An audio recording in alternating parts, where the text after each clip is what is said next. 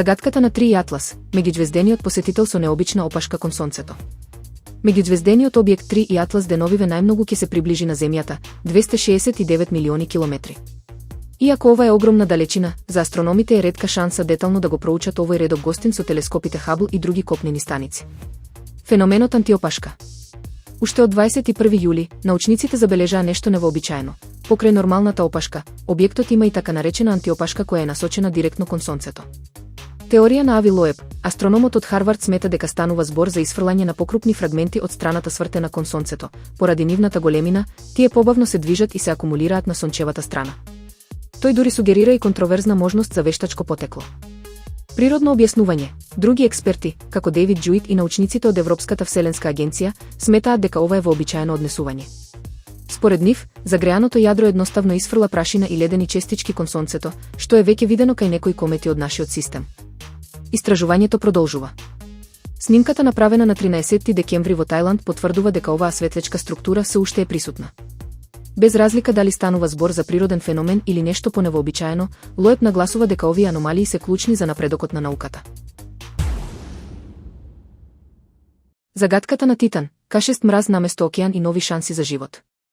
Ново научно истражување објавено во списанието Nature сугерира дека најголемата месечина на Сатурн, Титан, нема огромен подземен океан како што се мислеше.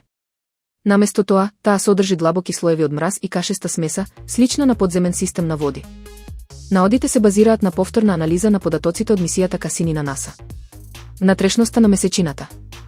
Научниците од лабораторијата за млазен погон на НАСА и Универзитетот во Вашингтон заклучиле дека внатрешноста на Титан е многу погуста отколку што би била во случај на течен океан.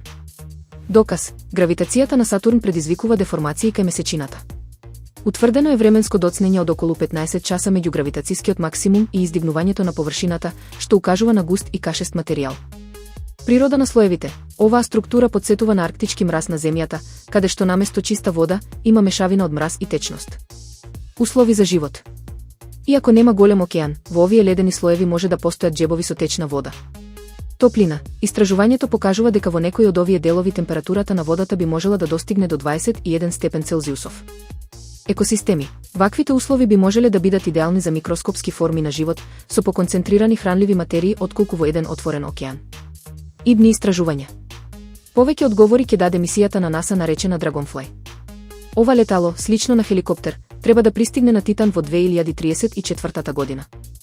Титан останува фасцинантен со својот диаметар од околу 5150 км и како единствено тело покрај Земјата кој има течности, метан и етан, на својата површина.